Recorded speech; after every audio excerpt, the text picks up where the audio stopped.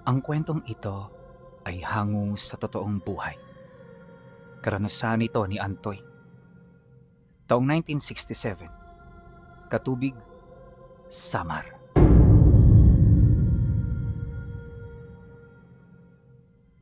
Noong mga panahong ito, nagtatrabaho si Antoy sa isang malaking kumpanya na gumagawa ng mga gusaling proyekto ng gobyerno. Maraming lugar na silang napuntahan, kaya ang pagtungo kung saan-saan ay hindi na bago sa kanya. Ayon pa sa kanya na, sa mga taong ito pahirap ang umuwi sa probinsya nila. Bukod sa limitado ang transportasyon, gugugol din niya ng ilang araw sa paglalakbay, kaya kahit may bakasyon, hindi na niya naiisipan pang umuwi. Mag-aanim na taon na rin siyang nagtatrabaho sa kumpanya, kaya hindi may pagkakaila na may pangalan at posisyon na siya ritong nabuo. Pinangangalagaan niya ito, lalo pat ang kinikita niya rito ay malaki ang naitutulong sa kanyang mga kapatid. Ngunit ilang buwan ang lumipas, nakatanggap siya ng telegrama. "Kuya, pinapauwi kayo ni inay. Maayos naman kami rito. Huwag kang mag-alala. Ang kaso lang kasi, may konti tayong problema." Ang sulat na yon ang tanging laman ng lihim. Ngunit nagdulot ito sa kanya ng matinding pag-aalala. Kaya kahit marami-rami pa siyang trabaho, pinilit niyang magpaalam hanggang sa napilitan na ang kanyang amo na siya ay pagbigyan. Isang buwan ang palugit ng kanyang bakasyon, kaya nang maaprubahan ito, kaagad siyang lumuwas. Ilang araw ang lumipas, muli siyang nakatungtong sa lugar ng Samar. Ang hangin ay malayong malayo sa lugar kung saan siya nagtatrabaho. Pakiramdam niya noon, muling nabuhay ang kanyang puso. Sa hintayan pa lamang ng sasakyan, ang kanyang diwa ay halos nasa bahay na nila. Mula roon, paulit-ulit siyang nagdarasal na sana'y walang nangyaring masama sa mga taong mahalaga para sa kanya. Ngunit pagdating niya ng bahay, bumungad sa kanya ang tatay nila na tulala at halos hindi makausap. At pagpasok niya sa loob, dito niya nakita ang kanyang ina na nakaratay, butot balat na ang pangangatawan at halos hindi na makapagsalita. Hindi na rin ito nakakakilala at palagi na lamang itong nakatitig sa kisame ng bahay nila. Sinubukan niyang tawagin ang pangalan nito pero hindi na ito nakikinig sa kanya. Dala ng matinding pag-aalala, kagad niyang kinumpronta ang kanyang ama. "Tay, anong nangyari kay inay?" Ngunit nang marinig ito ng tatay niya, hindi ito nakasagot. Maya-maya ay lumapit ang kanyang kapatid na nagpadala ng telegrama habang mahinahong nagsasalita sa kanya. "Matindi ang pinagdaanan ni Itay, kuya. Kaya mas mainam na tayo na lang ang mag-usap. Huwag kang mag-alala. Maya-maya darating ang manggagamot. Siya ang magsasabi sa'yo ng lahat ng problema rito." Pagkasambit nito ng mga kataga, dito na nito sinimula ng paglahad ng mga nalalaman nito. Ayon sa kanyang kapatid, na noong malakas pa ang kanilang ina, marami itong nakaaway sa kanila. Hindi mga pangkaraniwang tao, kundi mga taong may alam sa lihim na karunungan ng kaliwa. Madalas kasi sa ginagamot ng kanyang ina ay kinagagalitan ng mga ito. At kahit nakakatanggap yon ng mga banta, hindi ito dahilan para ito ay matinag. Bagay na kinagalitan ng marami. Gayunpaman, kahit gaano karami ang kaaway nito, nanatili itong malakas. Walang may kakayahang makatalo rito dahil sa taglay nitong karayom na kayang humabi sa hinaharap ng isang tao. Ito ang nagsisilbing depensa niya, ngunit yun din ang pinakamalaking kahinaan niya. Hanggang sa isang araw, ang mahiwagang karayom ay bigla na lamang nawala. At doon na nagsimula ang kalbaryo ng kanilang ina. Mabilis ang mga pangyayari at sa loob lamang ng ilang araw ay natanggalan na ito ng kapasidad na magsalita. Dito na rin nila nalaman ang patungkol sa aswang na tumangay ng mahiwagang karayom. Wala silang ideya kung sino ito. Pero ayon sa manggagamot na tumutulong sa kanila, posibleng matagal na nitong isinasagawa ang mga balak niya. Maaaring nagkaroon nito ng ugnayan sa kanyang ina, kaya nagawa nitong makapasok sa loob ng tahanan nila sa kabila ng mga pangontrang nakakalat sa paligid. Sinubukan na rin nilang hanapin ang nilalang, ngunit sa loob ng 2 linggo, nanatiling mailap ito sa kanila. At kaya lang naman niya ito pinauwi, ay para hindi na siya masurpresa kung sakali mang mawala ng biglaan ang ilaw ng kanilang tahanan. Ngunit nang marinig ito ni Antoy, sa halip na matakot ay nagkaroon siya ng lakas ng loob. Sa isip-isip niya, hindi niya hahayaang mawala ng ganun-ganun na lang ang kanyang ina. Hahanap siya ng paraan, gaano man kabigat ang maging kapalit nito. Nakatayo lamang si Antoy habang nakatitig sa kanyang ina. Sa bawat marahang paghinga nito, tila ba may unti-unting humihila sa kanyang dibdib. Hindi na ito ang babaeng kanyang naaalalang matatag, matapang at walang kinakatakutan. Ang dating tinataguan ng mga taong gumagawa ng masama ay ngayon ay nakaratay, tila hinihintay na lamang ang pagdating ng huling sandali. Hindi niya matanggap yon. Marahan niyang hinawakan ang malamig na kamay ng kanyang ina. "Inay, ako ho ito." Ngunit hindi man lamang yun kumurap. Maya-maya ay napayuko si Antoy. Sa sandaling yon, naramdaman niyang wala siyang magawa. Sa mga proyekto ng kanyang kumpanyang pinapasukan, sanay siyang humanap ng solusyon sa bawat problema. Ngunit ang kaharap niya ngayon ay isang bagay na hindi kayang lutasin ng lakas, salapi o mataas na posisyon. Hindi nagtagal ay narinig nila ang mahinang pagkahol ng mga aso sa labas. Sunod noon ang tunog ng kahoy na baston na unti-unting lumalapit sa kanilang bakuran. "Kuya, dumating na ang manggagamot." Pagkatapos ay lumabas sila ng bahay.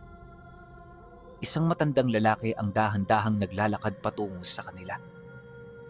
Puti na ang halos lahat ng buhok nito, ngunit tuwid pa rin ang tindig. May dala itong maliit na bayong na yari sa hinabing yantok at isang lumang baston na tila matagal nang kasama sa paglalakbay. Paglapit nito sa hagdan, ay hindi muna ito nagsalita. Tumingin muna ito sa buong paligid. Mula sa malaking puno ng mangga, sa balon, sa bubungan, hanggang sa pinakadulong bahagi ng bakuran na tila may hinahanap. Pagkaraan ng ilang sandali ay tsaka lamang ito huminga ng malalim. "Hindi pa siya lumalayo." "Sino ho?" "Ang kumuha ng karayom." "Nandito pa ba siya?" "Wala siya rito. Pero ramdam kong siya ay nasa malapit." Hindi maintindihan ni Antoy ang ibig nitong sabihin.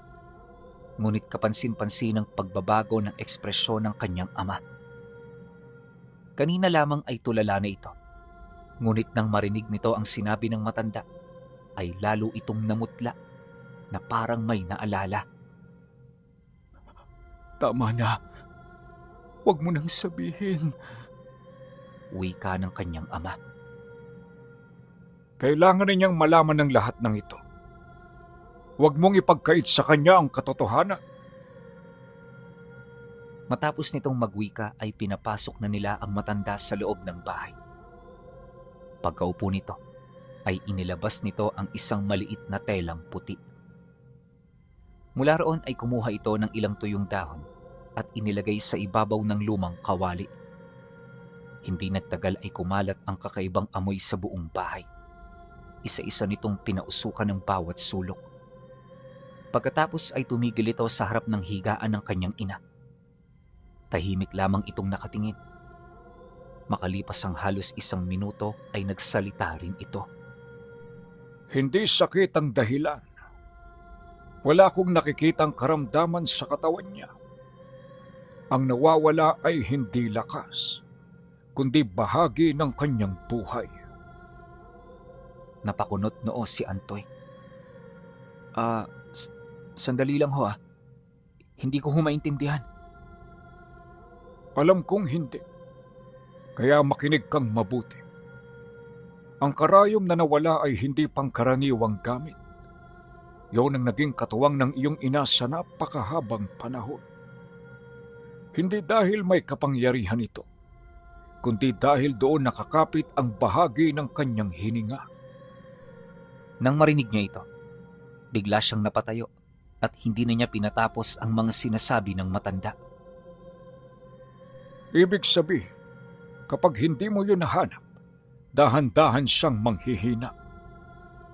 Hindi siya mamamatay agad, pero unti-unti siyang mawawala. Natahimik ang buong bahay. Naririnig na lamang ang mahinang pagaspas ng hangin sa dingding. Biglang nagsalita ang ama ni Antoy. Kasalanan ko. Kasalanan ko kung bakit nakapasok siya. Noong gabing nawala ang karayom, may dumating na isang matandang babae. Sabi niya nawawala ang kanyang apo. Humihingi siya ng tulong. Hindi ko siya kilala pero naawa ako kaya pinapasok ko.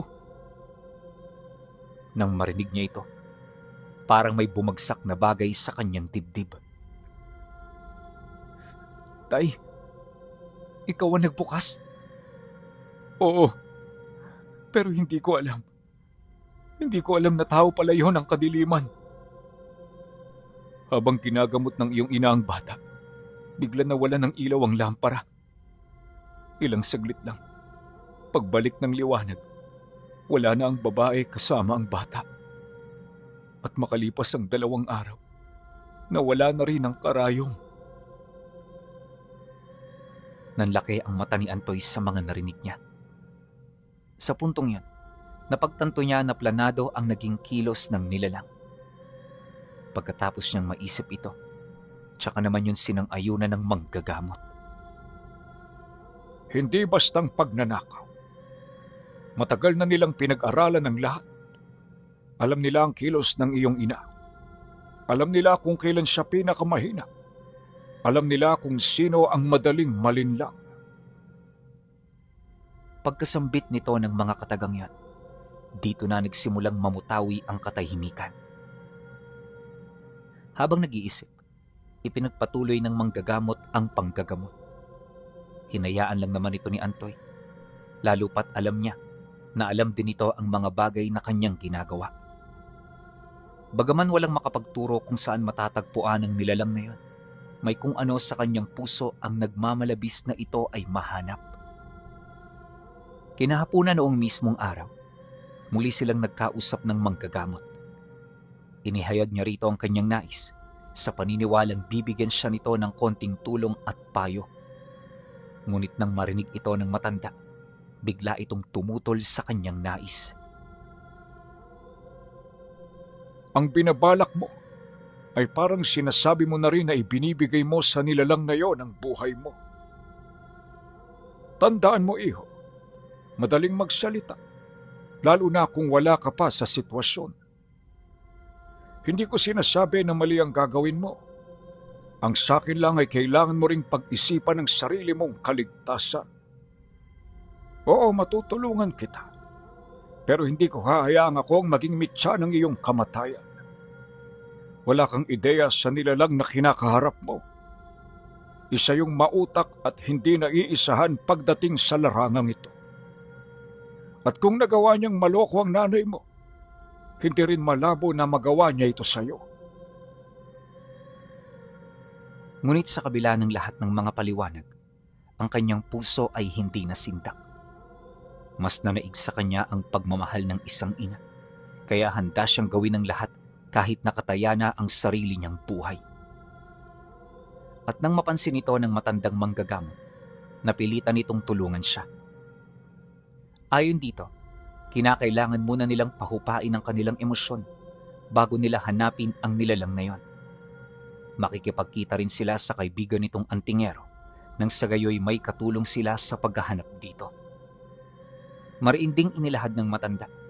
Nasa ibang antas ang kanilang kalaban, kaya kailangan nilang magdoble ingat sa mga bagay na kanilang gagawin. Narinig ni Antoy ang bawat salita ng matandang manggagamot. Kaya lalo pa itong nagpatingkad ng kanyang pagnanais na mahanap ang nilalang na tumangay sa mahiwagang karayom. Alam niya na hindi magiging madali ang lahat. Hindi ito katulad ng mga karaniwang problemang nararanasan ng isang tao. Ang kaharapin nila ay isang nilalang na hindi lamang tuso, kundi matsagaring naghihintay ng tamang pagkakataon. Nanatiling tahimik ang loob ng bahay. Paminsan-minsan ay naririnig lamang ang mahinang pag-ubo ng kanyang ina at ang pag-ihip ng hangin mula sa mga siwang ng dingding. Nakatingin lamang si Antoy sa kanya. Sa bawat pagmamasid niya ay mas lalo niyang nakikita ang pagkahina nito. Hindi man lamang naigagalaw ng matanda ang mga kamay nito at ang mga mata ay nakatitig pa rin sa kisame na para bang may tinitingnan na hindi nakikita ng ibang tao. Maya-maya ay tumayo ang manggagamot. Matapos ang mga pag-uusap, nagpasya na silang magpahinga. Kinabukasan, tumungo sila sa kabilang nayon upang kausapin ang kaibigan nito. Nagpulong sila sa lugar na yon hanggang sa mapagkasunduan na nila ang mga susunod nilang gagawin. Hindi nagtagal, dito na rin nagsalita ang matandang manggagamot na nangakong tutulong sa kanya. Maaga tayo nga alis bukas. Hindi sa paghahanap ng aswang, kundi sa paghahanap ng mga bakas na iniwan niya. Pagkasambit nito ay tumango ang matandang manggagamot na kanina pa tahimik na nakikinig. Tama ang sinabi niya. Hindi mo mahanap ang isang nilalang na ayaw magpakita. Ang dapat mong hanapin ay ang mga pagkakamali niya. Pagkakamali? Lahat ng nilalang ay nagkakamali. Kahit gaano pa ito katuso. Natahimik si Antoy. Pagkatapos ay doon dumukot ang manggagamot ng isang maliit na telang nakatupi sa loob ng kanyang bayong. Marahan niya itong binuksan. Sa loob ay may ilang tuyong dahon, isang munting puting bato, at isang lumang pako na kinaina ng kalawang. Nagtaka si Antoy nang makita niya ang mga kagamitan nito. Akala ko ho, may mga mahiwagang sandata kayo. Nang marinig ito ng matanda ay napangiti lamang ito habang sumasagot sa kanya ng, Ang tunay na laban ay hindi laging naipapanalo ng matalim na bakal. Hindi ko humaunawaan. Ang mga ito'y hindi panlaban. Mga pantuklas ito. Pagkasabi nito ay muling tinupi ng matanda ang tela at ibinalik sa bayong. Hindi natin alam kung saan nagtatago ang nilalang. Pero alam natin kung saan siya dumaan. Pakatatandaan mo na hindi naglalakbay ng walang iniiwang bakas ang ganitong klase ng mga nilalang. Muling bumalik ang katahimikan. Kinabukasan, hindi pa sumisilay ang araw ay gising na ang tatlo. Makapal pa ang hamog na nakabalot sa mga puno sa paligid ng baryo. Ang mga manok ay hindi pa nagsisitilaok, habang ang mga tao naman ay halos wala pa sa mga daan. Kagad nilang tinahak ang daan patungo sa palayan. Dahil ayon sa matanda, mag-uumpisa sila sa paghahanap sa mga tahanang nagbabantay sa mga pananim na nasa labas ng baryo. Malakas ang kutob nito na may mga nalalaman ang mga taong yan, kaya ito muna ang nais nilang makausap. Nanatiling nakatayo ang tatlo sa harap ng lumang kubo. Walang nagsasalita. Tanging ang pag-ihip ng malamig na hangin ang naririnig sa paligid. Hindi nila alam kung bakit bigla na lamang nagsitahulan ng mga aso sa kalapit na baryo.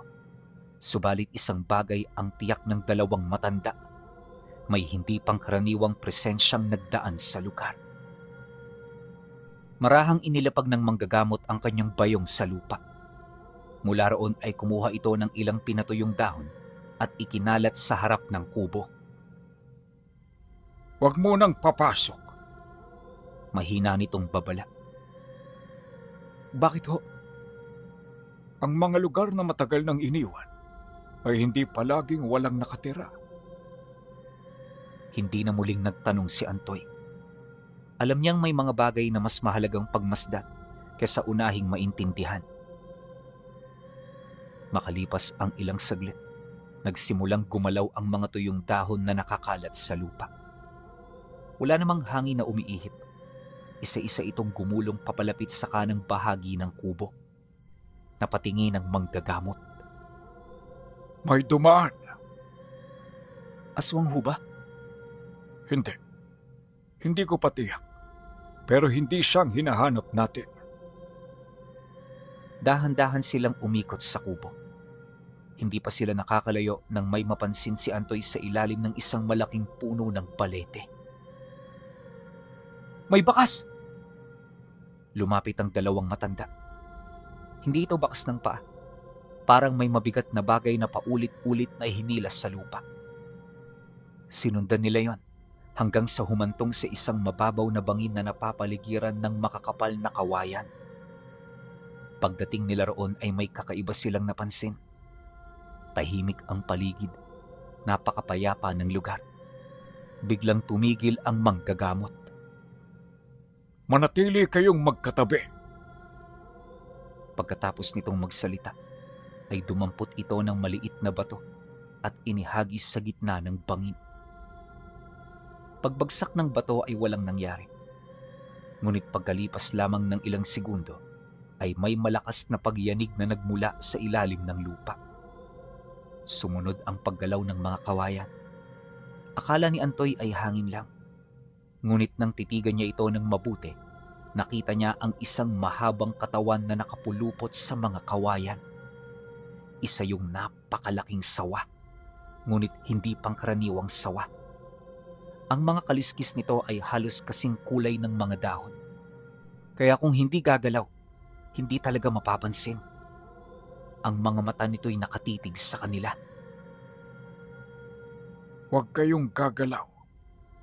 Maaaring hindi pa tayo napapansin. Mahinang utos ng manggagamot. Ngunit huli na. Biglang umalingaw-ngawang malakas na pagsinghal nito. Sa isang kislap, kumawala ang napakalaking katawan mula sa mga kawayan at diretsyong sumugod kay Antoy. Mabilis na naitulak ng antingero si Antoy palayo. Kasunod nun ay malakas na bumagsak sa lupa ang ulo ng napakalaking ahas. Nagsihagisan ang mga bato at lupa sa tindi ng pagkakabangga nito. Matapos ang mga pangyayaring yan, ay walang pag-aalinlangang tumakbo ang tatlo habang walang tigil na humahabol ang halimaw na ahas sa kanila. Habang tumatakbo si Antoy ay napansin niyang hindi sila sinusugod nito para kainin. Parang gusto nitong ipagtabuyan sila palayo, papunta sa isang lugar. At doon nagsimulang maghinala ang manggagamot. Huminto kayo! Hindi ito nagbabantay sa sarili niya, kundi dinidepensahan niya ang kung ano man ang nasa likod ng bangin. Nagkatinginan sila. Ngayon pa lamang nila napagtanto na ang napakalaking ahas ay hindi ang nilalang na kanilang hinahanap. Isa lamang ito sa mga nagbabantay sa gubat. Hindi ito umaatake dahil gutom, kundi dahil may pinoprotektahan. Hindi kaagad kumilos ang matandang manggagamot. Sa halip ay dumampot ito ng isang tuyong sanga at marahang inilagay sa lupa. Pagkatapos ay kumuha ito ng munting sisidla na gawa sa kawayan. Mula roon ibinuhos nito ang malaabong pulbos sa paligid ng sanga. Huwag kayong maingay. Mahinang babala nito. Nakatutok lamang ang mga mata ng napakalaking ahas sa kanila. Paulit-ulit itong naglalabas ng mahabang dila, tila inaamoy ang hangin. Ang katawan nito ay halos kasing laki ng puno ng nyug. Sa bawat paggalaw nito ay naglalaglagan ang mga tuyong dahon sa lupa. Pagkatapos ay biglang nagbago ang kilos ng ahas. Sa halip na sumugod, dahan-dahan itong umurong. Hindi ito umalis. Nanatili lamang ito sa may hangganan ng bangin na para bang may hindi pinapahintulutang lapitan. Kaya naman ang masipat ito ng matandang manggagamot ay napangiti ito. Hindi nga tayo ang gusto niyang patayin. Ang gusto niyang mangyari ay ilayo ang mga taong lalapit sa pinag-iingatan niya. Ano ang gagawin natin? Hindi natin to papatayin. Kung papatayin natin ang bawat nilalang na makakasalubong natin, hindi tayo makakarating sa hinahanap natin. Marami sa kanila ay hindi masama. May mga nilalang sumusunod lamang sa kanilang likas na tungkulin. Pagkatapos nun ay naglakad ang antingero pakanan. Hindi siya dumaan sa harap ng ahas. Sa halip ay umiikot siya sa gilid ng bangid. Sinundan siya ni na Antoy at ng manggagamot. Mahirap ang daan, mabato at madulas. Ilang beses pang nadulas si Antoy dahil sa makapal na lumot na nakakapit sa mga bato. Subalit hindi sila tumigil. Makalipas ang ilang minuto ay narating nila ang likod ng bangid at doon sila nabigla. May isang maliit na yungib. Halos hindi ito makikita dahil natatakpa ng mga nakalawit na ugat ng malaking balete. Huminto ang kasama nilang antingero. Sa tingin ko, ito ang binabantayan niya. Hindi muna sila pumasok. Lumuhod ang manggagamot sa harap ng yungib at marahang hinaplos ang lupa. Marami ang dumaan dito. Pawang mga tao pero mahirap sabihin kung gaano sila karami. Merong luma at merong bago. Tiningnan ni Antoy ang lupa. Wala siyang maunawaan sa mga bakas. Ngunit biglang may kumintab sa gitna ng mga bato. Kagad niyang pinulot ito. Isang maliit na peraso ng tanso. Napansin niyo ng manggagamot. Patingin ako niyan. Iniabot ni Antoy ang bagay. Matagal itong tinitigan ng matanda. Piraso ito ng lumang lagayan ng mga karayom. Narating nang tumangay sa karayom ang lugar na ito. Bumilis ang pagtibok ng dibdib ni Antoy. Sa wakas, may una na silang tunay na bakas. Maya-maya ay pumasok sila sa loob ng yungib. Mababa lamang ito, kaya halos nakayuko silang tatlo. Tumutulo ang mga patak ng tubig mula sa kisame. Ang amoy ng basang lupa ay napakatindi. Ilang hakbang pa lamang ang kanilang nararating nang may mapansin ng antingero. Kaya naman bigla silang huminto. Itinuro nito ang isang bato sa gitna ng daan. Huwag ninyo nga apakan yan. Bakit ho? Pangkaraniwang bato lang naman yan. Kaya nga delikado. Kumuha ito ng mahabang sanga at marahang idiniin sa bato. Sa sandaling gumalaw yan, ay may malakas na ugong na nanggaling sa itaas. Sunod-sunod na bumagsak ang matatalim na kawayang pinatigas sa apog. Ilang saglit lamang ay nabao ng mga yon sa lupang kanina lamang ay daraanan sana ni Antoy. Napalunok siya. Kung naapakan ko yon, patay na sana ako ngayon. Lalo pang naging maingat ang tatlo. Habang lumalalim sila sa yungib, ay mas dumarami ang mga patunay na may mga taong dumaraan doon. May mga bahagi ng pinatay na sulo, may mga lumang bakas ng apoy, at may mga yari sa kawayang lagayan ng pagkain na matagal nang nabubulok. Hindi ito tagwaan ng aswang, kundi isa lamang itong himpilan. Dito sila tumitigil bago muling maglakbay sa mga susunod na gabi at araw. Wika ng matandang manggagamot. Pagkatapos ay nagpatuloy sila sa paglalakad. Pagkalipas ng ilang minuto ay lumuwag ang loob ng yungib. May isang maluwang na silid na natatangi sa loob, ngunit wala na itong laman. Parang may nagligpit ng lahat. Habang pinagmamasdan ni Antoy ang paligid, may napansin siyang mga ukit sa pader. Mga hugis na hindi niya maunawaan. Dahil dito kaya tinawag niya ang dalawang matanda. Sinuri ng antingero ang mga ukit. Pagkatapos ng ilang saglit, ay napabuntong hininga ito. Mukhang hindi isa ang kaaway natin. Ang mga ukit na ito'y hindi ginawa ng iisang tao. Iba-iba ang paraan ng paghihiwa sa bato. Iba-iba rin ang edad ng mga ukit. Ibig sabihin, matagal nang ginagamit ang lugar na ito ng mga taong may alam sa ganitong karunungan. Nagkaroon ng mabigat na katahimikan. Ngunit sa gitna nito ay may mahinang tunog na narinig si Antoy. Parang may bumagsak na maliit na bato sa malayong bahagi ng yungib. Dahan-dahan siyang lumingon hanggang sa mapasilay sila sa dulo ng madilim na lagusan. At doon, may isang anino na mabilis na dumaan. Isang saglit lamang yon, ngunit sigurado si Antoy na hindi siya nagkakamali. Maya-maya ay nagbigay ng abiso ang antingero. Sinabihan sila nito na maghanda, pero hindi nito sinabi na hahabulin nila ang nilalang. Sa oras na yon ay kanilang makita. Dahilan pa nito, Kapag ang kaaway ay nagtatakda ng daan na tatahakin mo, siya ang may kontrol sa labanan. kaya naman nang marinig ito ni Antoy, ay hindi na siya kumibo. Hinayaan na lamang niyang maglaho ang nilalang hanggang sa bumalik na ang katahimikan sa paligid.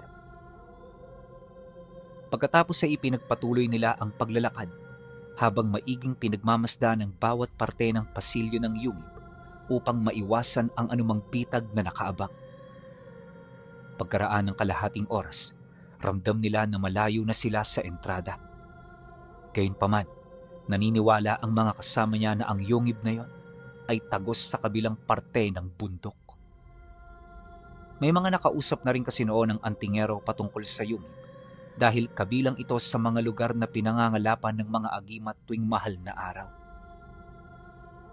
Maya-maya pa ay muli silang huminto at doon napansin nila ang mga maliliit na butil na kumikislap sa mga dala nilang sulo. Nang masipat ito ni Antoy, talaga namang namangha siya. Dito sumagi sa kanyang isipan na maaaring mutya ang mga bagay na kanyang nakikita, pero nang akmang dudukutin niya na ito, biglang hinawakan ng matandang manggagamot ang kanyang kamay. Huwag kang humawak ng mga bagay na hindi mo nauunawaan. Diretso na. Nang marinig niya ito, hindi na siya nagreklamo pa. At pagkaraan ng ilang saglit, dito na nila nakita ang labasan ng yungib. Sa labas nito ay bumungad sa kanila ang isang sinaunang baryo na punong-puno ng tao. Mula sa malayo, para lang itong isang normal na tahanan ng mga tao. Ngunit di pa man sila nakakalapit ay mariinang nagbigay ng babala ang manggagamot. Ayon dito, daraan lang sila sa lugar na yon para maghanap. Wala silang kakausapin, wala silang bibilhin, at wala silang taong tititigan ng mata sa mata. Pagsambit nito ng mga katagang yon, may iniabot itong madulas na itim na bato sa kanya, kasabay ng pagwika nito ng, Itago mo sa bibig mo. Huwag mong lulunukin yan, dahil isa yung nakamamatay na lason. Nang marinig niya ang sinabi nito, ay hindi niya maiwasang magtaka. Medyo kinabahan din siya, gawa ng hindi pa man siya nasisiraan ng bait para maglagay ng lason sa bibig niya. Ngunit nang mapansin ito ng matandang manggagamot, muli itong tumitig habang nagwiwika ng, Ang baryong pupuntahan natin ay baryo ng mga aswang. Hindi katanggap-tanggap ang isang ordinaryong tao sa lugar na yon. Kaya para hindi ka maging sentro ng atensyon, kailangan mong makibagay sa kanila. At pagkatapos na, kumuha rin ito ng bato na katulad ng ibinigay sa kanya para itago sa bibig nila. Kaya naman kahit nababahala, wala na rin siyang nagawa. Nagpatuloy ang tatlo sa paglalakad patungo sa sinaunang baryo. Habang papalapit sila, lalong tumitindi ang kakaibang pakiramdam ni Antoy. Hindi niya maipaliwanag kung bakit tila bumibigat ang bawat hakbang niya. Ang maliit na itim na batong nasa loob ng kanyang bibig ay unti-unting naglalabas ng mapaklang lasa, ngunit kasabay nun ay tila may kung anong nagbabago sa paligid. Ang malamig na simoy ng hangin ay biglang naging mainit. Ang amoy ng basang lupa ay napalitan ng amoy ng sinunog na dagta at lumang kahoy. Hindi nagtagal ay narating nila ang unang hanay ng mga bahay. Pawang yari ang mga ito sa matitibay na kahoy na tila ilang daan taon nang nakatayo. Ang mga bubong ay pawid, ngunit hindi ordinaryong pawid. Maitim ang kulay ng mga ito na para bang matagal nang nababad sa usok ng apoy. Tahimik ang buong lugar. May mga taong naglalakad, may mga batang naglalaro, may matatandang nakaupo sa ilalim ng mga puno ng balete, subalit walang kahit isa sa kanila ang nagsasalita. Tila lahat sila ay may sariling ginagawa.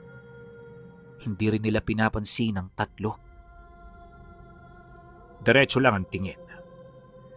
Paalala ng antingero. Hindi kumibo si Antoy. Pinilit niyang huwag mag-usisa kahit na napakaraming bagay ang gusto niyang malaman. Habang naglalakad sila sa gitna ng baryo, ay napansin niyang kakaiba ang mga tao. Mukha silang ordinaryong mamamayan, ngunit walang anino ang ilan sa kanila. May isang babaeng tila naglalabas sa gilid ng ilog, ngunit nang masipat niya ang tubig, ay wala itong refleksyon. May isang matandang lalaki namang nakaupo sa ilalim ng puno. Hindi ito gumagalaw kahit dumaraan ang mga tao. Nang mapadaan sila rito, bahagyang lumingon ang matanda. Nanlaki ang mata ni Antoy. Ang magkabilang mata nito ay kulay abo, kaya mabilis siyang umiwas ng tingin. Doon, naalala niya ang sinabi ng manggagamot. Wala kang tititigan ng mata sa mata. Nagpatuloy sila. Makalipas ang ilang sandali ay nakarating sila sa gitna ng baryo. Naroon ang isang malaking puno ng tugas. Napakalaki nito. Marahil ay 10 tao ang kinakailangang magyakapan upang umabot sa sukat ng katawan nito. Sa paligid ng puno ay maraming nakasinding ilawan. Ngunit wala ni isa mang apoy ang gumagalaw. Kahit umiihip ang hangin ay hindi man lang kumikislap ang mga apoy. Napansin niyo ni Antoy, subalit hindi siya nagsalita. Habang binabaybay nila ang paligid ng puno, ay may isang matandang babae ang biglang tumayo. Nakayuko ito habang nagwawalis. Unti-unti itong lumapit sa kanilang daraanan hanggang sa bigla na lamang huminto ang babae sa mismong tapat ni Antoy. Hindi ito tumingin sa kanya. Sa halip ay nagsalita ito habang patuloy sa pagwawalis. May bago kayong kasama. Walang sumagot. Patuloy lamang silang naglakad. Makalipas ang ilang hakbang ay muli na naman itong nagsalita. May mabigat siyang dinadala. Napansin ni Antoy na bahagyang humigpit ang pagkakahawak ng manggagamot sa kanyang braso. Hudyat yon na huwag siyang magsasalita hanggang sa lumagpas sila. Ilang hakbang pa ay muli niyang narinig ang tinig ng matanda. Malapit na siyang mahanap. Biglang tumigil ang pagwawalis. Tahimik na naman ang buong baryo. Hindi na lumingon pa ang tatlo. Lumipas ang halos kalahating oras ng paglalakad hanggang sa marating nila ang pinakadulong bahagi ng baryo. Doon ay may maliit na kubong nakatayo sa tabi ng isang tuyong balon. Huminto ang antingero. Hintayin niyo ako rito. Bakit ho? Hindi lahat ng pupuntahan ay para sa 3 tao. Pagkasabi nito ay agad na naglakad ang matanda papasok sa kubo. Naiwan sina Antoy at ang manggagamot. Tahimik lamang silang nakatayo. Maya-maya ay nagsalita ang manggagamot. Napansin mo ba ang mga tao rito? Oh, Hindi sila lahat aswang. hindi. Kung ganun, bakit sila narito? May mga taong piniling manatili rito. May mga lihim na hindi maaaring dalhin pabalik sa mundo ng mga ordinaryong tao. Hindi na nakapagtanong pa si Antoy. Biglang bumukas ang pintuan ng kubo. Lumabas ang antingero. Kasunod niya ang isang matangkad na lalaki. Mahaba ang buhok nito at nasa 50 taong gulang na marahil. Kapansin-pansin din ang maputi nitong balat. Ngunit ang pinaka nakakuha sa atensyon niya ay ang mga mata nito. Kulay gintong dilaw, parang mata ng mabangis na hayop. Huminto ito ilang hakbang ang layo sa kanila. Matagal silang pinagmasdan. Pagkatapos ay nagsalita. Hinahanap ninyo ang karayom. Isa yung katiyakan. Nang marinig nila ito, ay kaagad namang tumango ang antingero. Huli na kayo. Anong ibig mong sabihin? Wala na sa kamay ng kumuha ang karayom. May ibang dumating. Hindi ko nakita ang muka, pero nakita ko ang nangyari. Kinuha nila ang karayom sa mismong kumuha nito. Natigilan silang tatlo. Kung totoong sinasabi nito, nangangahulugan itong mali ang lahat ng inaakala nila. Hindi pala iisang nilalang ang kanilang hinahabol. May isa pang mas makapangyarihan, mas tuso, at marahil ay mas mapanganib. Humakbang ang lalaki papalapit kay Antoy. Sa unang pagkakataon ay nagtama ang kanilang mga mata. Ngunit sa halip na galit ang makita niya, ay tila awa. Kapag natagpuan mo ang tunay na may hawak ng karayom, huwag mong isipin na maaari mo siyang talunin. Dahil ang nilalang na yon ay hindi na aswang. Isa na siya sa bagay na kinakatakutan, maging ng mga aswang. Nagkatinginan silang tatlo. Walang kahit sinong kaagad na nagsalita. Ang mga katagang binigkas ng matangkad na lalaki ay parang malamig na tubig na biglang ibinuhos sa kanilang mga ulo. Sa loob ng mahabang panahon, naniniwala sila na ang aswang na nagnakaw ng mahiwagang karayom ang tanging kaaway na kanilang kahaharapin. Ngunit sa isang iglap, gumuho ang lahat ng kanilang pinanghahawakan. Mabigat ang paghinga ni Antoy. Hindi niya alam kung anong dapat niyang maramdaman. Galit ba? Takot? O pag-asa dahil may bago silang nalaman? Ang manggagamot ang unang bumasag sa katahimikan. Kung wala na sa kanya ang karayom, sino ang kumuha? Hindi kaagad sumagot ang matangkad na lalaki. Sa halip ay tumingin muna ito sa langit na para bang tinitiyak kung wala bang nagmamasid. Hindi ko alam ang pangalan niya. Ano ang anyo niya? Ang nakita ko ay isang anino. Hindi tao, hindi aswang, hindi rin iisa ang katawan niya. Sa tuwing gagalaw siya ay parang naghihiwalay ang kanyang anino. Akala mo marami siya, pero iisang nilalang lang. Naramdaman ni Antoy ang pagngalay ng kanyang mga kamay. Bagaman takot na takot, naglakas loob siya na sumagot. Nakalaban mo ba siya? Bata, hindi ako mangmang para gawin yon. Napatingin ang antingero sa manggagamot. Maging sila man ay hindi maiwasang kabahan sa mga bagay na kanilang nalaman. Ilang minuto nila itong pinag-isipan hanggang sa naglakas loob ang manggagamot na magtanong. Batid nila na kinakailangan nila itong malaman dahil ito ang pinakamahalagang susi para malaman kung sino ang kumuha ng bagay na kanilang hinahanap. Ibig sabihin, kahit ang mga naninirahan sa baryong ito'y umiiwas sa kanya. Maging ang mga pinakamatatandang naninirahan dito ay ayaw banggitin ang kanyang pangalan. Maya-maya ay inilabas ng matangkad na lalaki ang isang munting bagay mula sa loob ng kanyang damit. Isa itong maliit na pakpak na kulay abo. Nang makita ito ng manggagamot ay bigla itong namutla. Saan mo nakuha yan? Sa lugar kung saan sila naglaban. Tinanggap ito ng matandang manggagamot.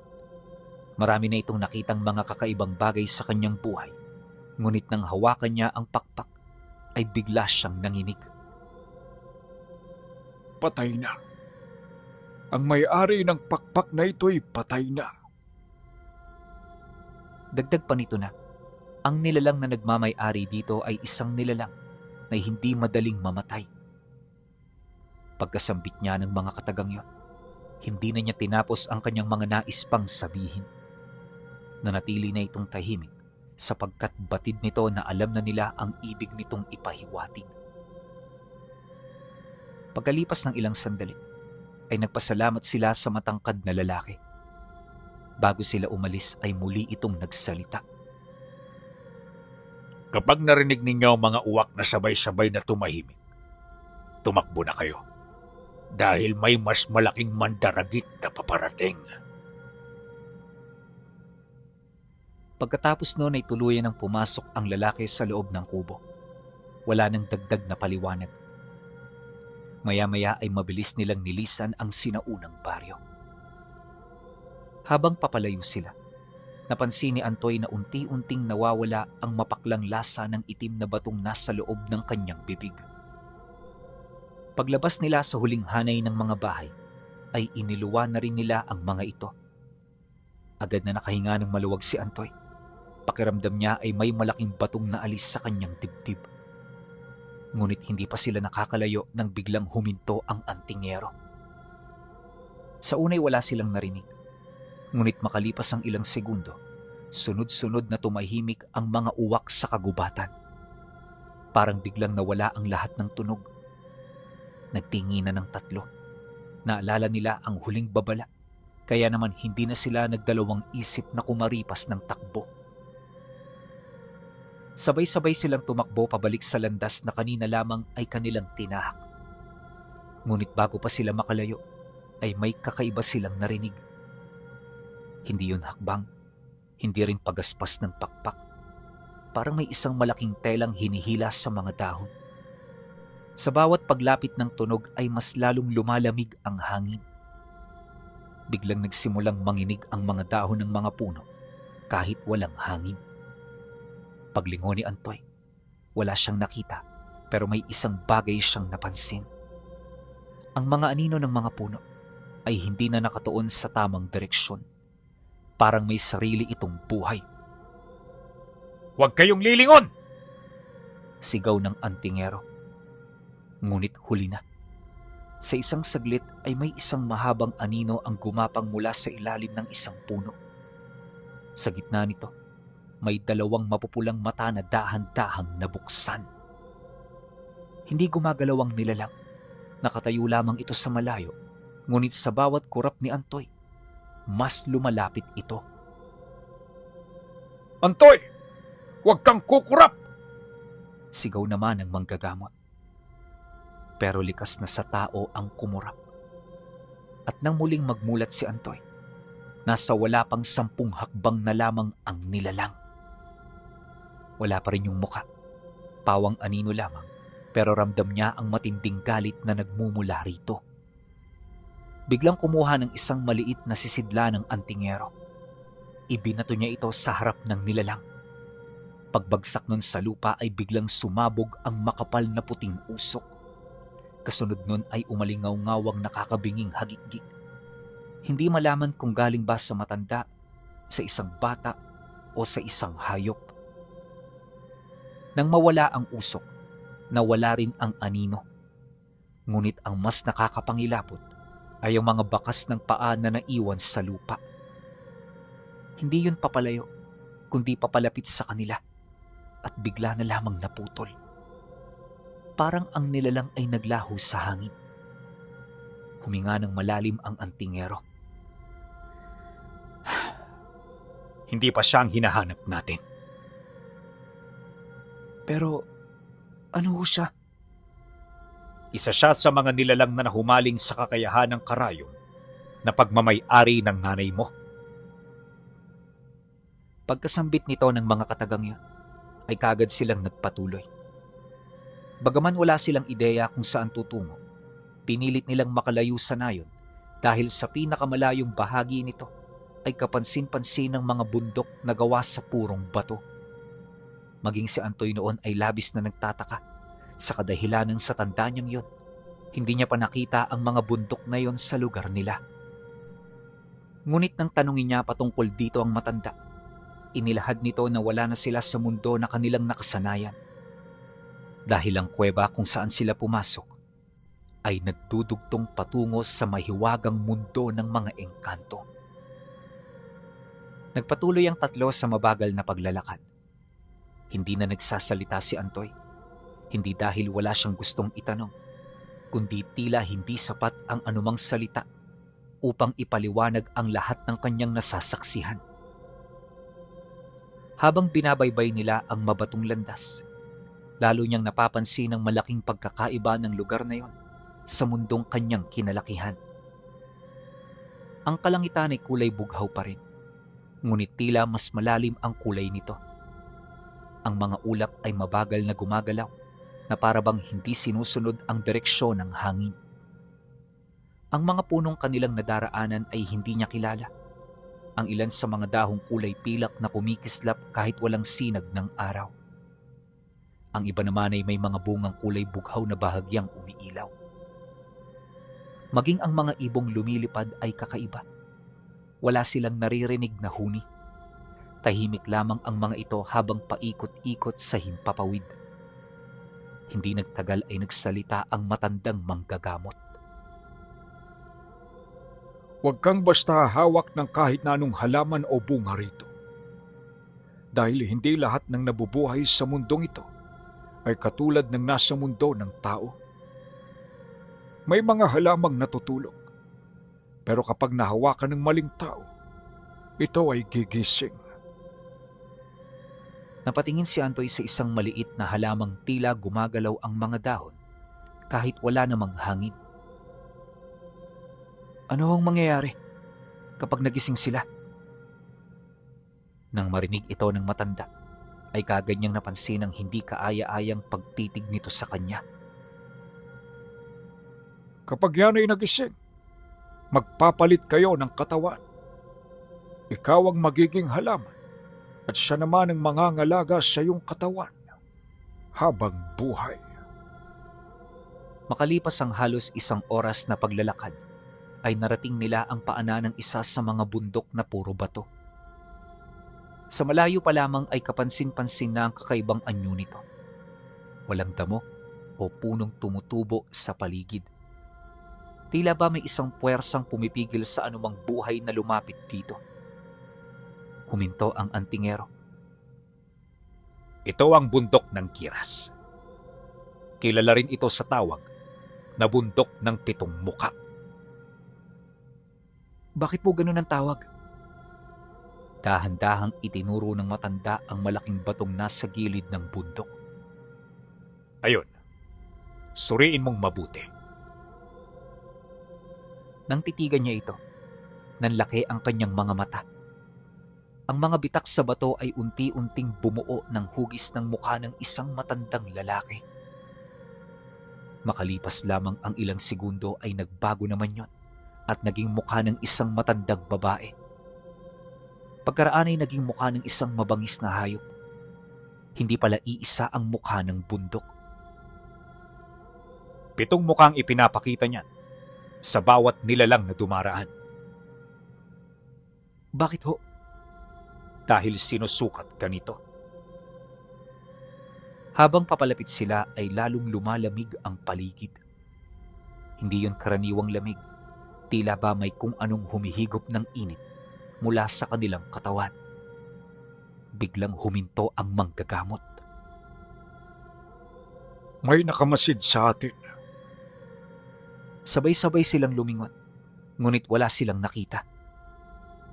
Pagkaraan ng ilang sandali ay muling narinig ni Antoy ang tunog na matagal na niyang hindi naririnig.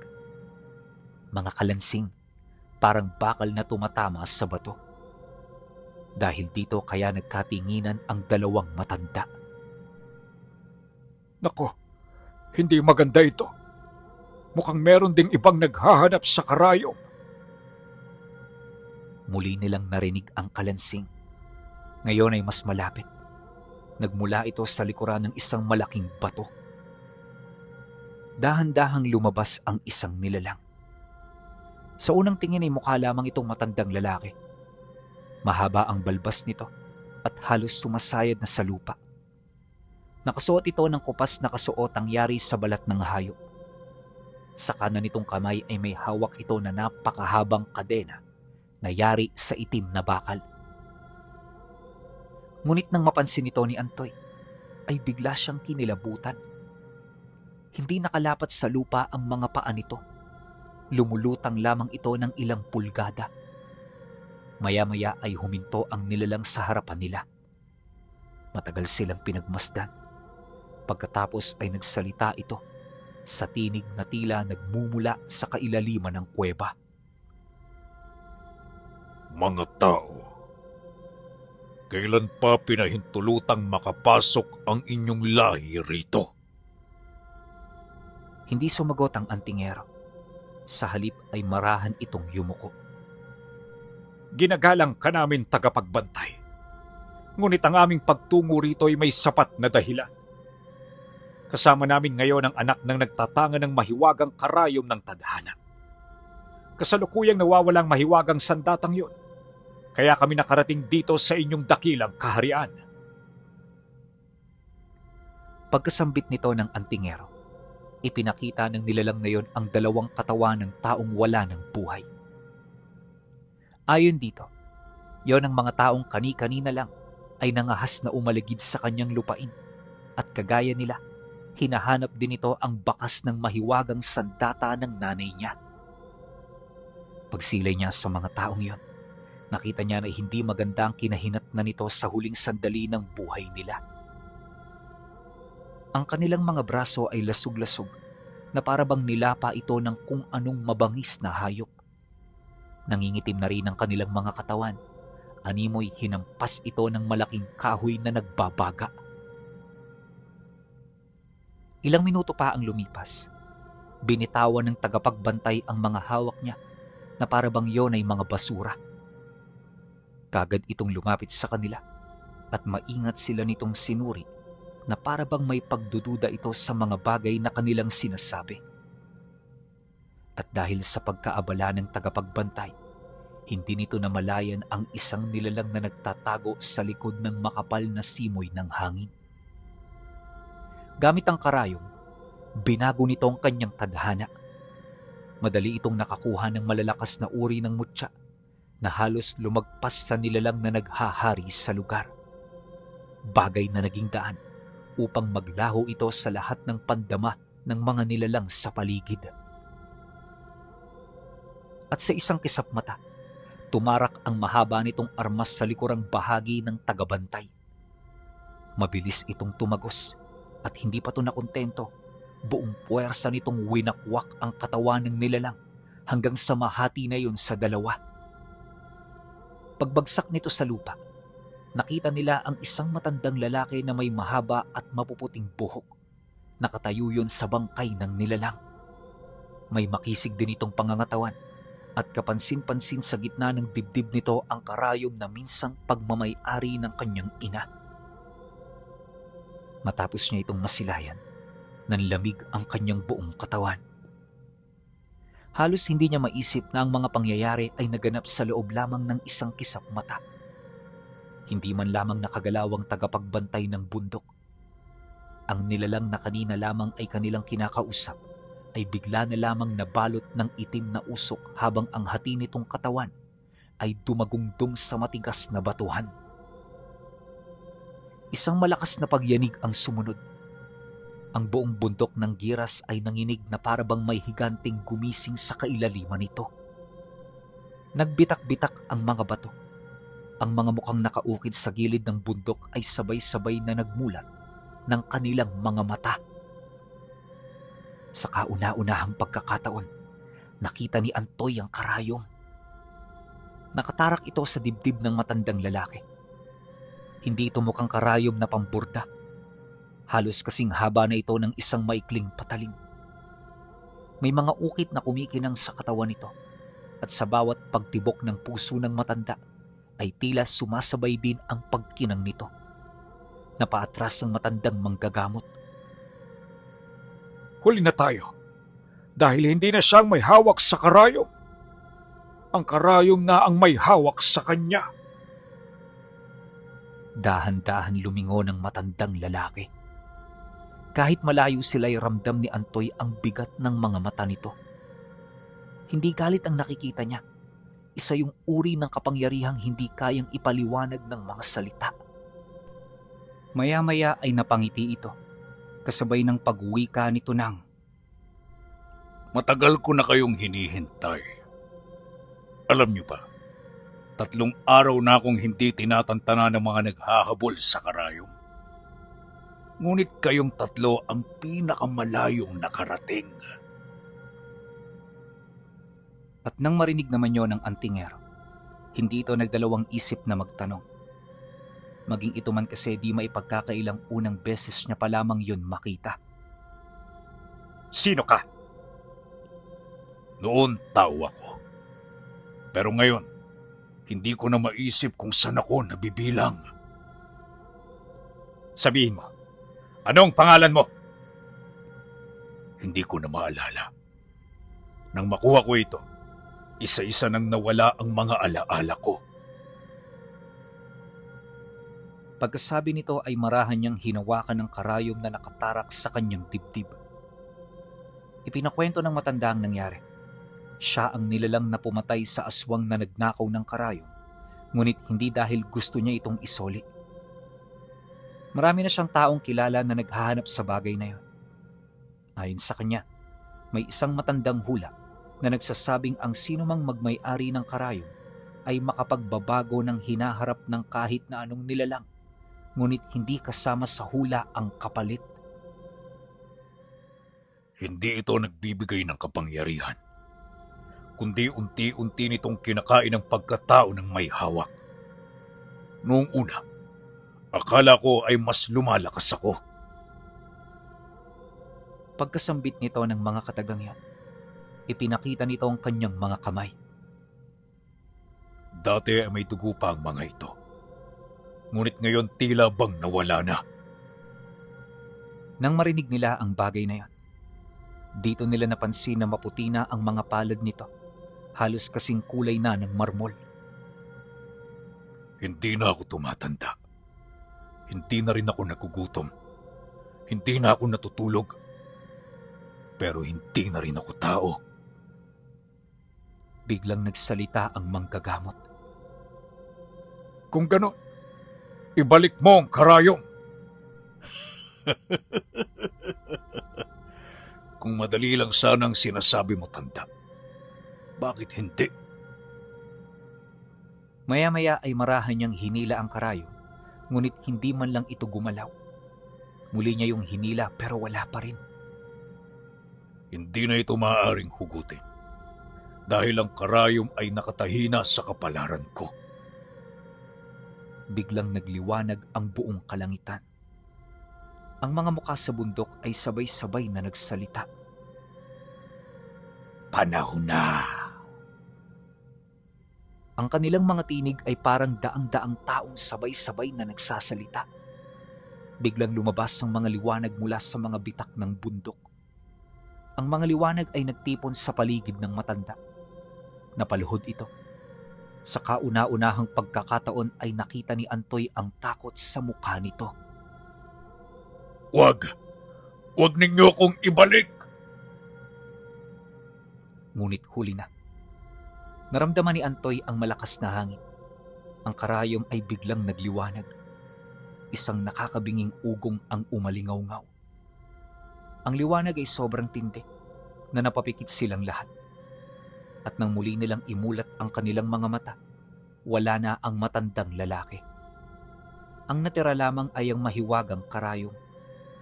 Nakalutang ito sa hangin, dahan-dahan itong lumapit kay Antoy. Ngunit sa puntong iyon ay hindi siya gumalaw. Hindi rin siya humawak. Ang karayom mismo ang dumaan sa harap ng kanyang mga mata. At sa isang sandali, narinig niya ang tinig ng kanyang ina. Anak. Napalingon siya. Wala naman doon ang kanyang ina. Muli niyang narinig ang tinig. Hindi sa pagmamay-ari ang lakas ng karayom, kundi sa marunong magbitaw.